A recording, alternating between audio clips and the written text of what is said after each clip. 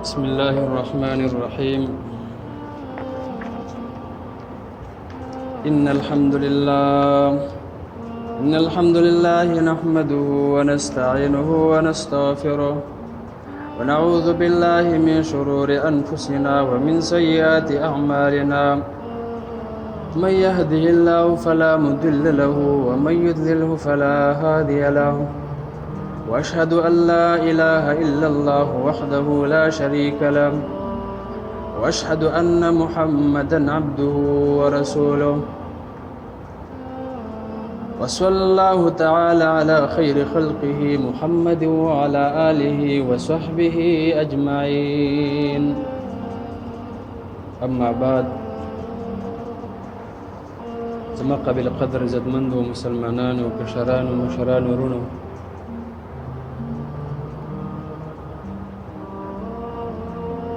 نن زموږ موضوع د جمعې په ورځ باندې د جمع سره مونځ کول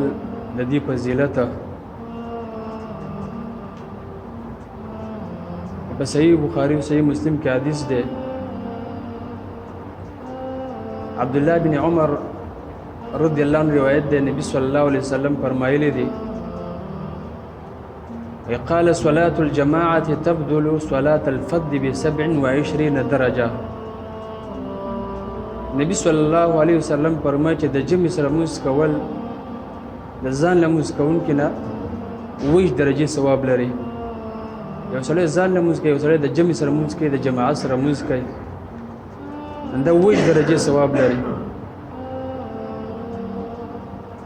یو بل حدیث په صحیح بخاری صحیح مسلم کې باغی کې 25 درجې راغلي. د ابو هريره رضی الله عنه روایت ده، نبی صلی الله علیه وسلم فرمایي وای د جمع سره مونځ کول د کور د مونځ نه، د بازار د مونځ نه، یعنی 20 درجې بهتر ده، 15 درجې ده بهتر ده. او دا په دی وجه باندې چې یو سړی په تاسو کې اودس وکړي، ښایسته اودس وکړي، او بیا د الله رب العالمین کور ته روان شي په دې اراده باندې چې د جماعت سره مونځ وکړي، د جمع سره مونځ وکړي، نو په هر یو قدم دغه انسان ګناه راجولی کېږي، او یوه درجه الله سبحانه وتعالی د دغه انسان اوچتوي په دې سره چې دې کور نه په دې اراده باندې راوتی چې زه لاړ شم جومات ته د جمع سره مونځ وکړم. نبي علیه السلام فرمایي چې دې کس ته چې د جمع سره مونځ ادا کړو 15 درجې ثواب به ورته میلاو شي. نو په دې یو روایت کې 20 راغلی، په دې کې 15 راغلی. تطبیق د دې داسې ده چې په تا کې اخلاص ډېر و، یعنې څومره چې د کې اخلاص وي نو هغومره ثواب هم ډېره دی. ښه په اخلاص سره د الله سبحانه وتعالی د رضا دپاره جومات ته روان شوې نو 20 درجې ثواب به ته میلاو شي. لږه سستي در کې وه نو لږ کم به ته میلاو شي.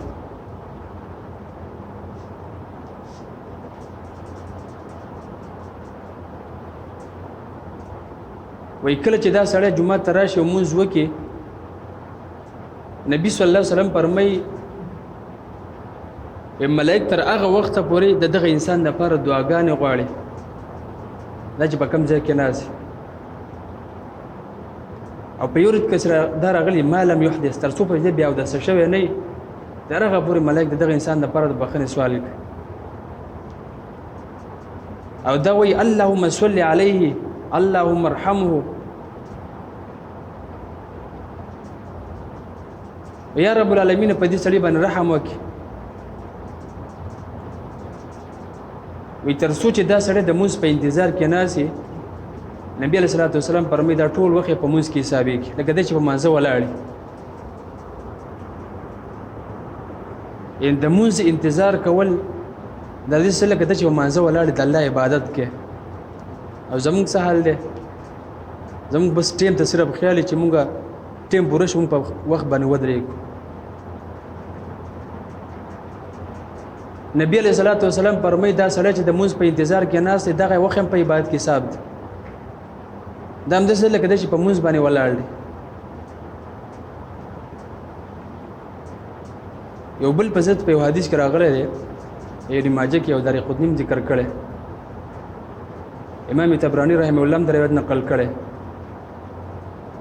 روایت د ابن عباس رضی الله عنه نبی صلی الله علیه وسلم فرمایي قال من سمع النداء فلم يأتي وی چا چې د اذان आवाज واوریدو او دا مونږ لرانه له نبی علیہ الصلوۃ والسلام فرمایي فلا صلاة له د مونږ ونه شو اندې د اذان आवाज اوري او دې به ځان له ولاړې د مونږ کوي نبی اسلام فرمایي دغه سړی مونږ نه کیږي دغه د اذان आवाज واوري ته مونږ نه راځي جمع منزله او بیا ورپسې په دې حدیث کې نبی اسلام دا وایي الا من عذر مګر دا چې دې سړی عذر دی د عذر د وجه نه جمعه ترانه له به خیر د کیږي او بهم دته یو درجه سو ملاویږي پوره 15 درجه وې درجه ته نه ملاویږي که ځان له مسکړې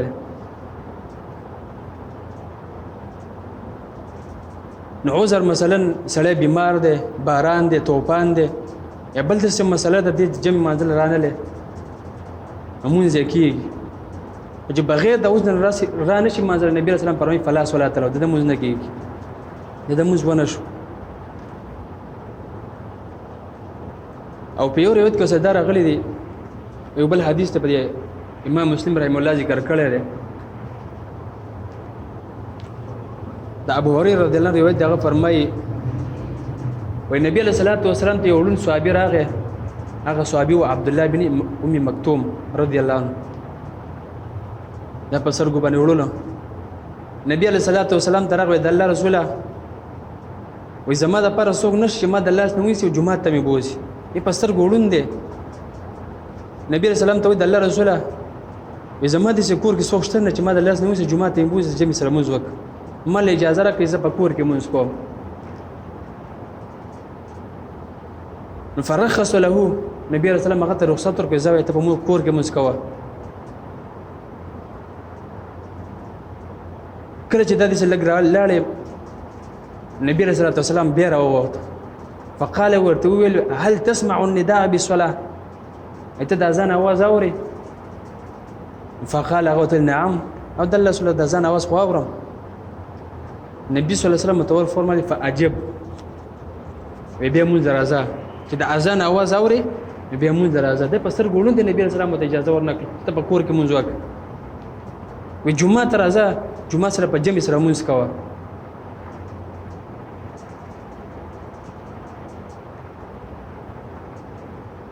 د جمع سره مونږ کول د گمراهۍ سبب د انسان په دې سره گمراه کیږي کوم ډیر خلک په دې ډیر غفلت کو د جمع سره د مونږ اهتمام نه کو د جمع مونږ پریدو خو خپل کار وته نه پریدو خپل دکانداری خپل کار کسب د مونږ د لپاره نه پریدو د جمع سره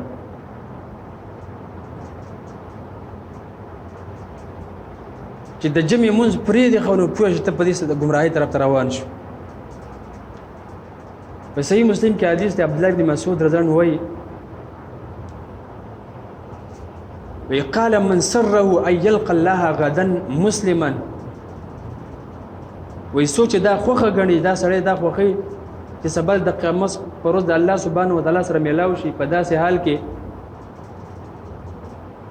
یعنی په داسې حال کې د الله سره ملاقات وشي دا سړی مسلمانی نو فليحافظ على هؤلاء الصلاه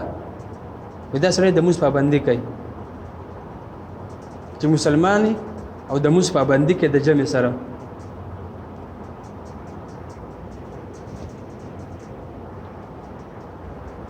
په بشک الله سبحانه و تعالی د نبی کریم صلی الله علیه وسلم د پاره د هدایت طریقې مقرر کړې دي او موږ په جماعت سره ادا کول په جمع سره موږ کول دم د نبی رسول الله دغه طریقو نه یو طریقه ده چې د الله سبحانه و تعالی پیغمبر چرته ځان نماز نه کړي او نه څوک دا ثابتول شي نبی رسول الله صلی ځان نماز کړي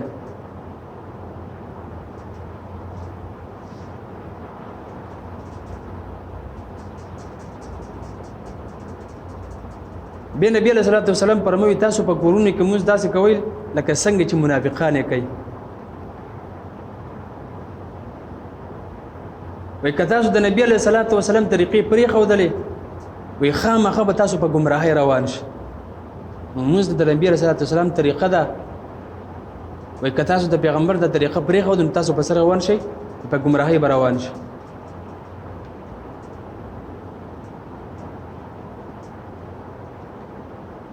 عبد الله بن مسعود رضی الله عنه وایي موږ د نبی علیه الصلاۃ والسلام په زمانه کې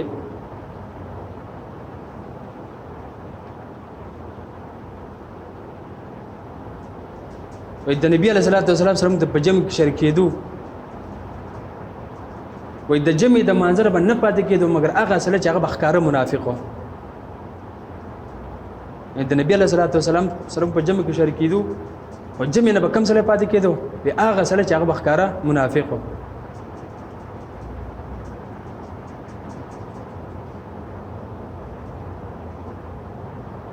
ولقد كان الرجل يؤتى به يهادى بين الرجلين حتى يقام في الصف. او نبی علیہ الصلوۃ والسلام په هغه دور کې ډېر سخت بیمار او سخت تکلیف وته. په دوه کسانو به لاسونه چولې او را به سره تر دې چې په صف کې به ودرولای شو.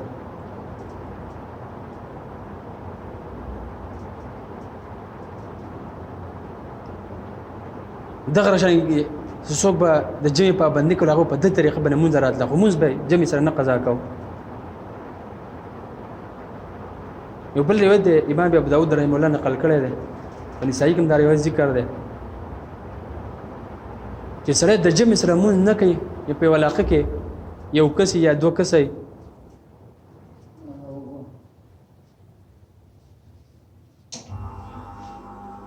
نبی علیہ الصلوۃ والسلام فرمایي چې په یو علاقه کې یو کس یا دوه کس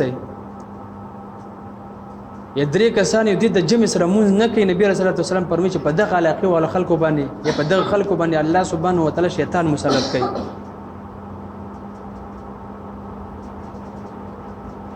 لکه روایت د ابو درداء رضی الله عنه نبی رسول الله صلی الله علیه وسلم فرمایي قال دی وای سمعت رسول الله صلی الله علیه وسلم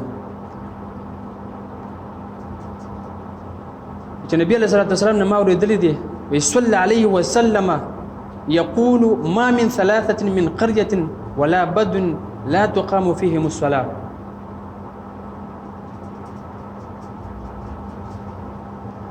و چې درې کسان په یو کلی کې موجود دي او د جماعت سره مونږ نه کې د جمع سره مونږ نه کې نو خامخا په دغه خلکو باندې الله سبحانه وتعالى شیطان مسلط کوي. نبی علیہ السلام فرمایي فعليك بالجماعه تاسو د جمع سره مونږ لازم راونیسئ. وی کنه فانما ياكل الذئب القاسيه. دې سي مثال دی وی دا شرمخ هغه ګړه بيزي یا چلې ماتي چې هغه د خپل رمینه بهاري کله چې دا په دې کې دننه نو شرمخ نه ماتي دا چې کله داغینه بهر شي دا شرمخ مات کی.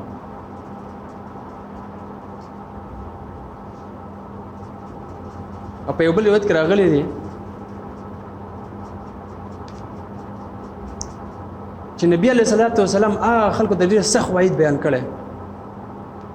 او دا خلکو د کورونو د سیزلو اراده کړي چې کوم خلک د جمع د جمع مونږ نه راغلي. کدا بورج روایت کې راغلي دي چې نبی صلی الله علیه وسلم فرمایلی دي اما قص وکوي زه اراده کوم چې سړي ځان سره روان کوم ولرګي ځان سره واخلم او دا هغه خلکو کورونه وسه چې کوم خلک د جمع مونږ نه راغلي خپل ځای باندې بل یو کس مقرر کوم چې هغه جمع وکړي او موږ لاړ شو ځان سره کسان بوزم لرګي ځان سره واخلم او دا خلکو کورونه وسه زم چې کوم خلک د جمع منځل نه راغلي. د دې خلکو د نبی رسول الله صلی الله علیه وسلم د کورونو سیزلو اراده کړې و چې دا کورونه وسه زم چې جمع مونږ نه راځي. او د جمع د منځ ډیر په ځایل راغلي دي ډیر څه خوې دم راغلي چې کوم سره جمع سره مونږ نه کوي. اخر به یو دوه حدیث دا ویم د عثمان بن عفان رضی الله عنه روایت هغه فرمایي امام د نبی علیه الصلاۃ والسلام نو ریدلې دي وای چې د ماسختن مونږ د جمع سره ادا کو وې د شل کده چې نیمه شپه تهجد کړي نیمه شپه دی ولې تهجد مونږ کړي د ماسختن مونږ د جمع سره او چې دې به د سال مونږ دراره د جماعت سره د جمع مونږ وکړو نبی اسلام فرمایله کده چې ټول شپه تهجد کړي دومره اجر ثواب ته ملاوي او په یوه کې دا راغلی د یو وعید بیان کړي که صحیح بخاری صحیح مسلم کې دا حدیث ده او روایت د ابو هريره رضی الله عنه نه هغه فرمایي نبی صلی الله علیه وسلم فرمایلی دي بهشکه ډیر درون په منځونه کې په منافقانو باندې هغه د ماسختن منځ او د سحر منځ ده هغه منافقانو کې ډیر درون منځ چې دوی نه ادا کوي هغه د ماسختن او د سحر منځ ده نبی علیہ الصلوۃ والسلام فرمایي کچا د ماسختن او د سحر د منځ د ثواب پته ولګیدا وې دی وځه په تلیدور او په خپاړو باندې روانه خو ځاد ترجمه د منځ ته بنه پریدي که دومره اجر ثواب ته پدې کې ملاوي په دې ثواب چاته پته ولګیدا الله سبحانه وتعالى دې متاسف بین نو توفیق راکړي وصلى الله تعالى خير خلق محمد وعلى اله وصحبه اجمعين برحمتك يا ارحم الراحمين